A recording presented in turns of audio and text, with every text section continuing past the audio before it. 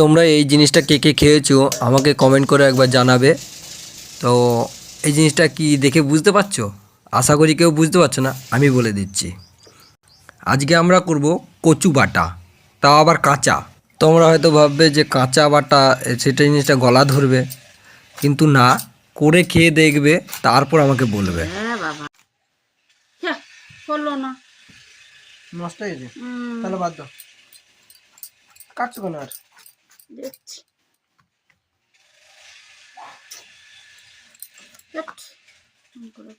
এইটা মনে কত আগে আনছে ভগবান জানে। নাই তো, তাহলে বেকার কাটতে লাভ নাই।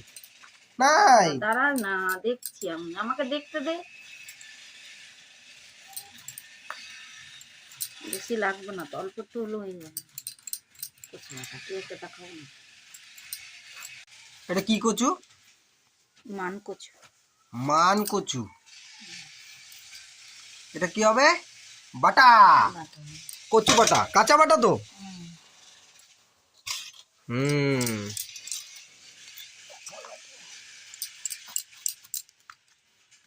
কাটা হয়ে যাক।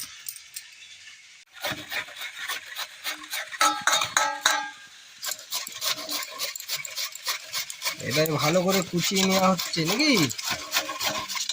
এটা কুচানোর পরে কি মিক্সচারে দিবা? হ্যাঁ,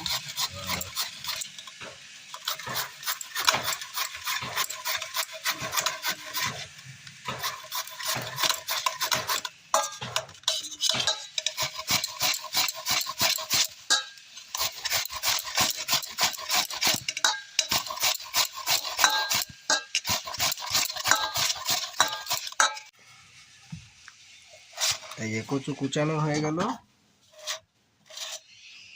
নারকেল দেওয়া যায়। এরপরে এটাকে মিক্সচারে দিয়ে আরো পিসাই করা হবে। দুধ থেকে না নিচে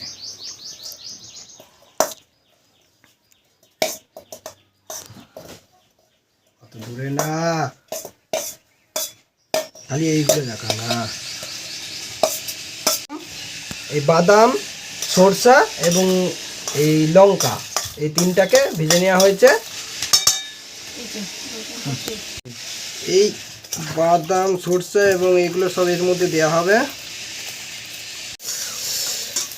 পেঁয়াজ আর রসুন আছে, অসুবিধা নেই, তো আমি বলছি পেঁয়াজ আর রসুন। এবারে নুন, যার যেরকম ভালো লাগবে সেই ধরনের নুন দিয়ে দিবে। অল্প তেল,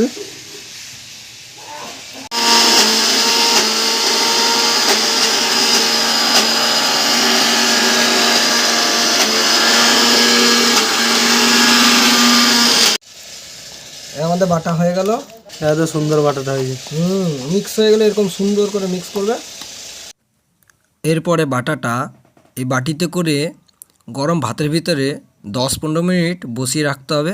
তারপরে গরম গরম ভাতে বেড়ে খাও। তো বন্ধুরা, তোমরা সকলে করে খেয়ে দেখবে এবং কেমন লাগে সেটা কমেন্ট করে জানাবে। তো রেসিপিটা কেমন লেগেছে অবশ্যই কমেন্ট করে জানাবে। ভিডিওটা যদি ভালো লাগে তাহলে লাইক করবে, কমেন্ট করবে এবং ভিডিওটাকে শেয়ার করে দেবে এবং চ্যানেলটাকে সাবস্ক্রাইব করবে। তো বন্ধুরা, আজকের মতো এই পর্যন্ত। আবার দেখা হচ্ছে পরবর্তী কোনো ভিডিওতে।